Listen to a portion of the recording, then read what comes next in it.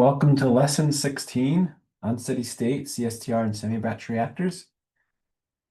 Before we dive into the class, I want to just remind you to sign up for a masterwork appointment, and you can use the bookings link here. And just a reminder to please fill out you need to have your masterwork form filled out beforehand to be able to cover as much ground as we need to in the brief 20-minute meeting that we have. And before we dive into reactors, we need to recognize, hey, unsteady state is for people too. You and I, we become unsteady sometimes, uncentered. And I used to read these scriptures like, but let him ask in faith, nothing wavering. For he that wavereth is like a wave of sea driven with the wind and tossed. A double-minded man is unstable in all his ways. I used to feel a lot of guilt when I read these scriptures because I'm like, nothing wavering. Double-minded man is unstable. Because I just thought that it meant that I had to be convicted and sure all the time. Well, one thing that's really helped me is to sometimes study the Greek or the Hebrew. In the New Testament, it's usually Greek. Behind it to help me understand maybe there were some different meanings in what I'm picking it up to be. So then I can better imagine what maybe Jesus or these apostles were teaching. And the interesting word for waver or doubt in the New Testament is to withdraw from, desert, or to be at variance with oneself, to separate oneself in a hostile spirit. So really it's about being at war with yourself. And so when he says nothing wavering, he's like, ask wholeheartedly in faith. This needs to be something that you truly want, that you're really aligned with, and you're the sense of unity of purpose and vision. And that I can do. I can do that sometimes. I'm pretty good at that sometimes. Um, and so it talks about how we really need to be at one with ourselves and with God. But sometimes I feel at war with myself and at odds with myself. So how can I steady myself in these moments? Writing has been really helpful to me to steady. There's a physically writing with my hands, getting thoughts onto paper.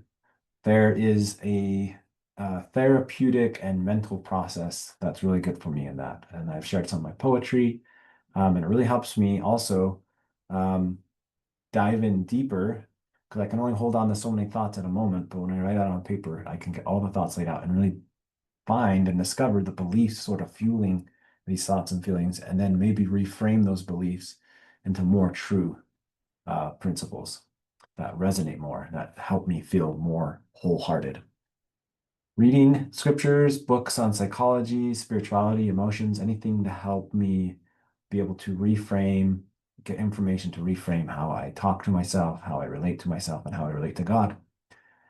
Prayer and meditation, I've really loved meditation. Prayer has become less about words and more about being and accepting God's presence into myself. And the 1 Minute Pause app has been really helpful for me. It's a Christian-based guided meditation app. I definitely recommend it. People and community, making sure I'm in touch with loved ones daily, people who care about me and I care about them. Attending support groups has been really helpful for me too. And then just having people that I know I can trust, that I can text or call when I feel stuck, unstable, depressed, anxious, whatever it may be. All right. So I hope that helps you feel more steady as a person. But with these reactors, we're going to figure out how can we, what are the things we can do with reactors when they're unsteady. So we're going to discuss which solving variable to use and why for non-steady state CSTR and semi-batch reactors. We're going to do a CSTR with a changing volume, and then we're going to do a semi-batch with a constant volume. So unsteady state material balances. So this is the general material balance just without the integral. So the only assumption we have in here is that it's well mixed because there's no integral in front of this RVR term. And so we can't use conversions or extent of reactions. And so I want you to pause the video right now and think, why can't we use conversion or extent of reaction? And then when you're done discussing, unpause and I'll share with the thoughts. Okay, so if we take a look at the definition of the conversion, that's going to be FA naught minus FA minus FA naught. So we know we can measure how much A is going into the reactor, and we can set that to be constant, no problem. But the FA here, the FA is going to change for two reasons on the way out. One, it's because there's probably some A accumulated in my reactor. That's what this dN/dt term is about over here. And two, I'm going to also have it be changing due to my generation or consumption. And so because I have two processes going on, I could easily get an XA of that's negative or positive 1. And so because I can't tease apart what is causing this change in FA, I can't get an accurate conversion or extent of reaction.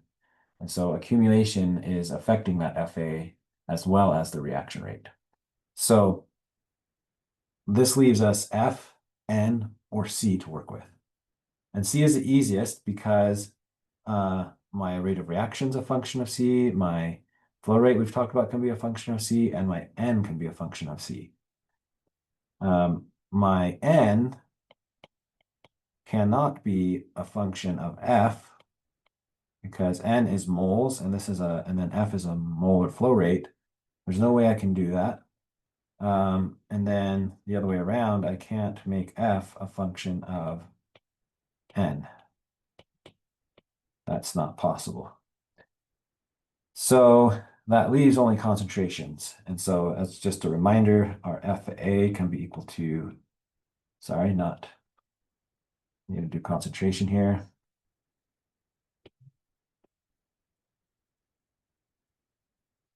So my FA can be equal to CA times by my upsilon, and then my NA can be equal to CA times the volume of my reactor. Okay, so how does the material balance look in terms of concentration? So pause the video here for a minute and see if you can work out how to get all of these terms in terms of concentration. You don't have to do the reaction rate because that's often just given in concentration. So pause for a minute, write it out, and then unpause when you're ready. Okay, so we can plug in here for our N, the CI. I'm just going to write this in terms of A. CI times by CA times by VR. That's going to be dt. I can do my product rule on this. CA dVR dt. And I can do, and then I'll have VR dCA dt. Now that's going to be equal to my CA naught times by my upsilon naught, because that's the inlet stream, minus the CA upsilon, because that's my outlet stream. Then I'll have my plus R A VR. And then this is often a function of concentration. So that's going to be in terms of concentration already. There we have it. We have the whole thing in terms of concentration. Now the question becomes, what do we do with this guy, dVR dt? We have these two derivatives, and that's going to be really tricky to solve. Well, we can just say that dVR dt is going to be equal to upsilon naught minus upsilon. So my change in volume is going to be solely due to the difference between what's flowing in and flowing out. So we don't have mass transfer happening like we discussed last time. We don't have evaporation. We don't have anything like that happening. We just have some volumetric flowing in, some volumetric flow rate going out. So if we know those two things, we can then model how dVR dt is going to change. And we can even, so then for dVR dt, we can just substitute in this guy. And so we'll show that in the example later on. So now the first example will be a CSTR with changing volume. And so we're going to call this an elementary reaction here. And so we have these known parameters here given. And ask yourself, what does each value represent? And take a moment to delineate that clearly in your mind. I'm going to talk through it with you here. So we have our inlet concentration, inlet volumetric flow rate, our outlet volumetric flow rate, and then this is our initial volume of our reactor, of the liquid in our reactor. This is aqueous, so this is liquid. And then we have the initial concentration of A in our reactor. Then we have Ca naught. This is the inlet. It's very easy to confuse these two because it's hard to write notation to differentiate the two. So whatever you need to do to keep it clear in your mind, you can write Ca at T equals 0, if that helps make it more clear by not having it subscripted for both of them. But this is my inlet. Ca naught is my inlet. And this is my initial concentration of A in the reactor. Keep those two separate in your mind. They're not the same thing. And then K is the rate constant. All right. So pause for a minute and see if you can answer this next question. What is the volume at 30 minutes? Okay, so if you recall, dVr dt is equal to upsilon naught minus upsilon. So I can separate and integrate this. So I will take dVr over here, be equal to upsilon naught minus upsilon, all of that times by dt. I'll integrate this from my initial volume at time 0 to my final volume at this. And just so we can keep things clear as a class, let's write this clearly out.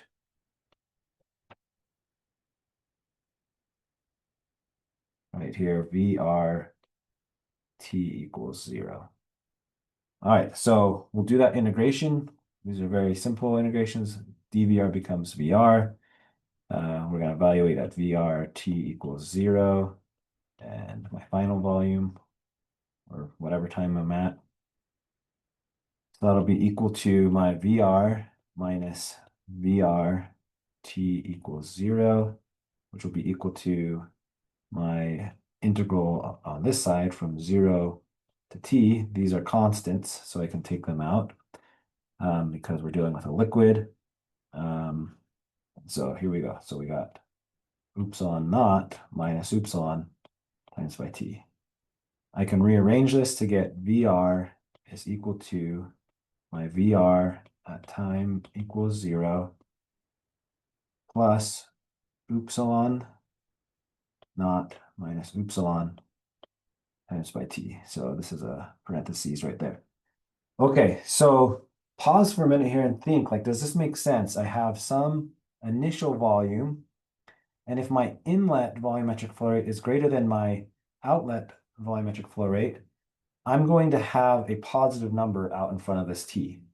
So that means that my volume is going to increase with time. Does that make sense? Yeah, that makes sense. My inlet is greater than my outlet, so I should be accumulating more and more volume in my reactor over time. Okay, so what's the answer? Well, we know that this upsilon naught minus upsilon is going to be 2 minus 1, and that's 1 liter per minute. So we're going to have Vr is equal to our initial of 10 liters plus our 1 liter per minute times by our 30 minutes. So our Vr after 30 minutes will be 40 liters. Okay, pretty straightforward. Now the more complicated one. What is Ca at 30 minutes? See if you can take a moment to set up the equations for Python. Pause the video and then come back when you are ready. Okay, so we have this equation that we started 2 slides ago, or 3 slides ago, this guy. And so let's take that guy and work with it.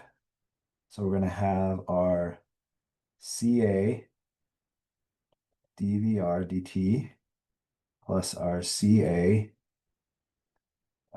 whoops, I'm writing the same thing again,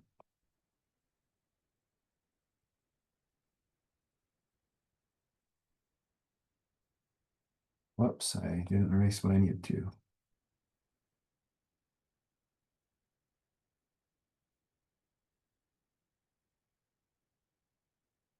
So we have our VR dCA dt. Okay, so that's our left-hand side will be equal to our CA naught upsilon naught minus CA upsilon plus our RA VR. So if we recall, we said this is just simply going to be CA times by our upsilon naught minus upsilon, because that's what dVR dt is equal to. And so that gets rid of that derivative for us. And then we can say VR is going to be dCA dt. And that's going to be equal to CA naught upsilon naught minus CA upsilon plus RA VR. And now when I factor this out, CA upsilon naught minus CA upsilon. Now notice that this is CA times by upsilon naught. It is not CA naught upsilon naught. So I cannot cancel that out with this guy over here. It's a different thing. And so it's CA times by upsilon naught. And then minus CA times upsilon plus VR dCA dt. My CA naught upsilon naught minus CA upsilon plus RA VR. Now I can cancel out my CA times by upsilon. Then the same sign, same product of CA times by my upsilon. And so I can cancel that out. And so our RA is going to be equal to negative R, which is equal to negative K CA, because this is elementary, if you recall. And so now we're just left with CA upsilon naught on this side and the derivative term, and then we have CA naught plus RA VR. And so we're going to do some rearranging here. So we can get the dCA dt all on one side. So we're going to have our CA naught upsilon naught, that's a constant. Then we're going to have our minus CA upsilon naught. Then we're going to have our minus K CA times by VR. And then I'm going to divide both sides by VR. So I can get my dCA dt by itself. And this one will cancel out. This one I got to be careful not to cancel out because it's also being divided by that. And so the resulting ODE is dCA dt is going to be equal to CA naught upsilon naught minus CA upsilon divided by VR minus my K CA. So the VR times at the end canceled out, but not here with the CA naught and the CA. So could we solve this by hand? We could possibly. We could separate things out and see if we could do integration by parts. Not by parts, I mean, with an integrating factor. But for today, we're just going to use Python. And so we have this here. And so let's take a look at that, what that Python script would look like. So here is our inlets. And then inside of this rates function, I have my VR, my dVR dt, and my dCA dt. So you can see that right here. I can't really draw, but this VR underscore right is equal to the flow rate in minus the flow rate out, and the CA right is equal to my CA naught minus CA times by the upsilon naught. And so that's then all of that is divided by our VR. Then we have our minus the KCA. And then I return the two differential equations as an array. I set up my time range, 0 to 500 minutes in 100 steps. I have my initial conditions. My initial volume is 10 liters, and my initial concentration is 1 molar in the reactor. Then I do OD to solve it. And so what does that look like? Well, it looks like this. You can see that we have a spike at the beginning and then a decay. So why don't you guys pause for a minute and ask yourselves and maybe discuss, why does concentration of A increase initially? Okay, so if you recall, we have it set up so that Ca in our reactor is initially 1 molar, but then when we start at time 0, we have Ca naught flowing in here, which is 5 molar. So initially, I'm going to have a rise in concentration as I add a higher concentrated stream into here. But it doesn't continue to rise because I also am consuming A in here according to my reaction rate of negative K Ca. So the higher my Ca goes, the more I'm consuming of A. And so eventually the concentration of A gets big enough that it starts to react faster than I can add at the 5 molar and the inlet volumetric flow rate that I'm at, and it just decays down. And just notice that this is a different time scale. This is 0 to 30 minutes. In the Python script, we're going all the way up to 500 minutes. So I've just focused on that initial peak in the slide. Okay. So what if I have a constant volume? Well, that takes us back to this case where if I have a constant volume, I can take this guy and just say, well, since my volume is constant, I can treat it like a constant and pull out of the integral and get this. Or alternatively, I could look at it and say, if I do the product rule, and I have this dVr dt term, since that's constant, that goes to 0, and this whole term drops out. And then this will be equal to Ca naught upsilon naught minus Ca times by upsilon plus Ra Vr.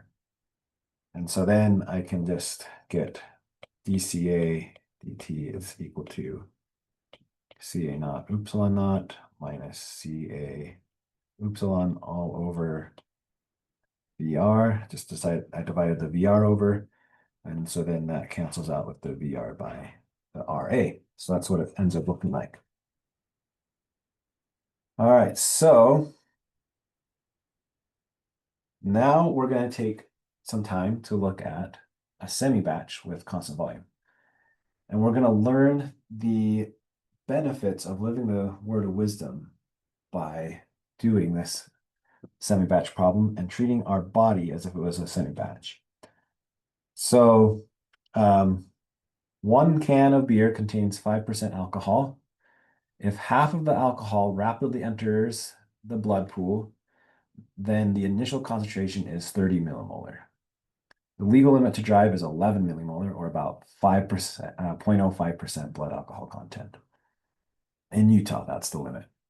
We're just going to say all streams have the same concentration since it's like the kidney doesn't filter out alcohol, but the liver does metabolize the alcohol. So we have some reaction occurring inside of our body to metabolize the alcohol into acetic acid.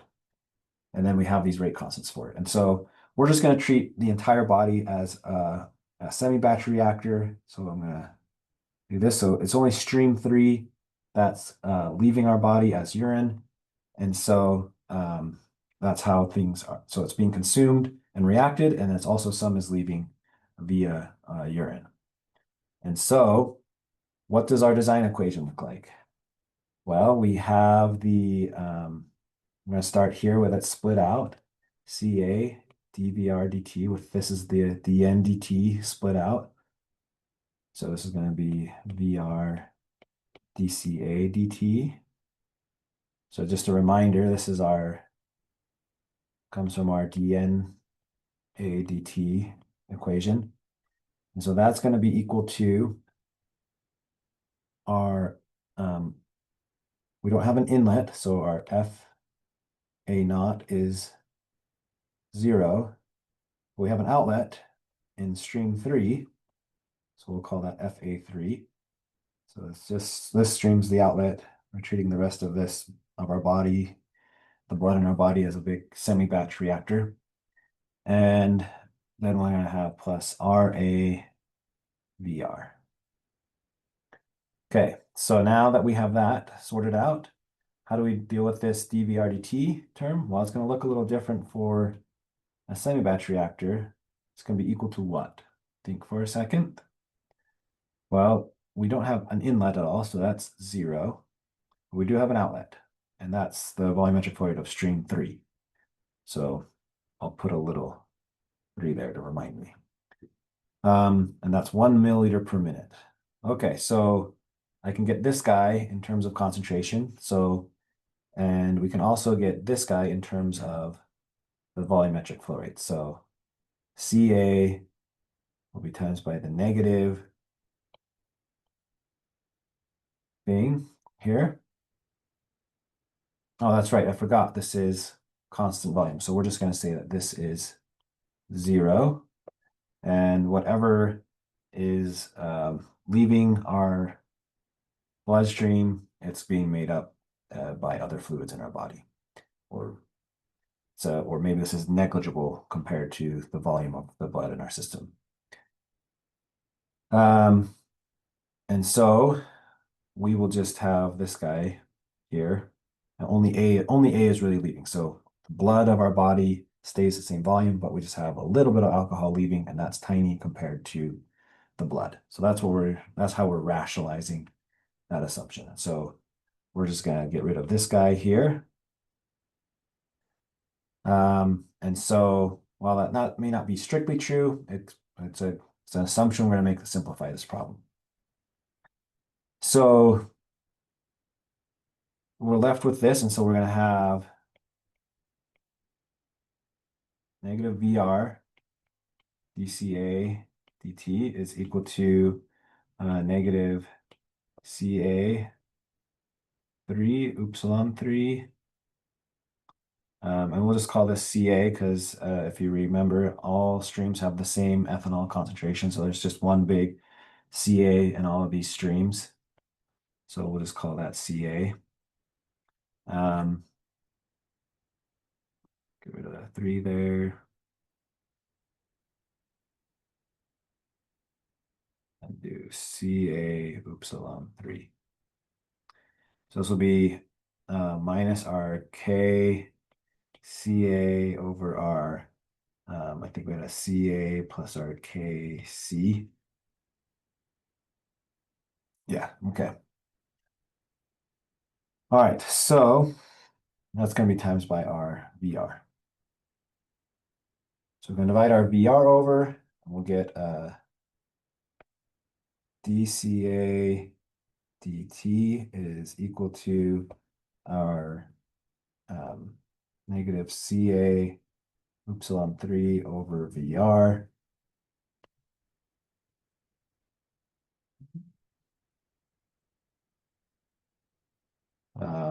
Minus our K CA over CA plus KC. So what's our initial condition? We need an initial condition to tell Python. Well, our initial condition we said was 30 millimolar, because we see rapidly enters the pool, we have an initial concentration of 30 millimolar. We want to know how long it takes to get to 11 millimolar. So we have an initial condition there. So if we go to Python, this is going to be difficult to separate and integrate because we have a CA here and we have a CA here. And so we're just going to plug this into Python to save ourselves the trouble. And here we can see there's all the constants that we know. There's the dCA dt expression. Here we set up our time from 0 to 180 minutes with our initial condition of 30 millimolar. Here I'm just setting up the limit of 11 millimolar, and you can see, it's going to take me it's not me, it's going to take somebody about 75 minutes to get to the point where they are below the blood alcohol content limit. All right, and what if it was 3 drinks instead? So for that, I just increased the CA naught to 90 minutes, and I extended out to 30 minutes for my time, 300 minutes for my time instead of 180. Same expression. We're solving the same thing, and we're just starting from a higher initial condition. And now it'll take 240 minutes to get to that, to get the blood alcohol content limit. And so if you keep the word of wisdom and you don't drink alcohol, you don't have to do all these difficult calculations to figure out when you can drive. That's one of the benefits of keeping the word of wisdom.